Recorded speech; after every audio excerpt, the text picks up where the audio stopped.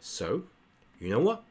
This video I'm not going to draw, so I'm going to put away the pen.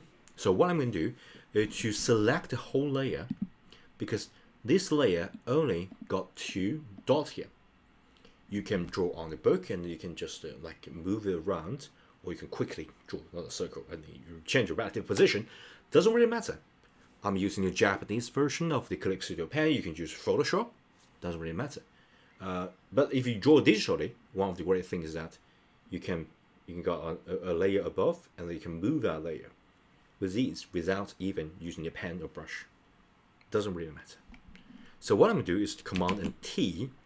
So I want to move the position, and I want to click and just change the position. And you know what?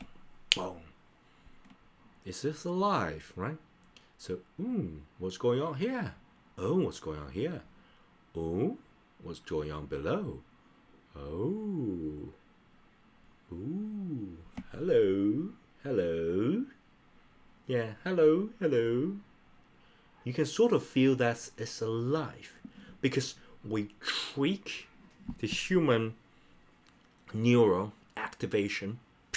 We trick that because how we can feel that, you know, this person's looking at that, because we got the black area as well as one area inside of your eyes. And if you draw cartoonish eyes, this is your like hack of the human, of everyone that looking at your drawing or animation. You can apply this as well, because the relative position of the black area to the white area can depend which way this person is looking.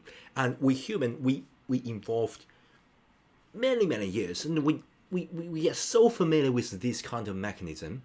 So you can just change a tiny little bit of the relative position. Okay, so I go here, I just change a tiny little bit of the relative position. You can feel that, oh, it's looking directly at me. You can sort of feel that a 3D-ish feeling rather than 2D. As you're looking down, I'm looking left, I'm looking right. Hello, hello here.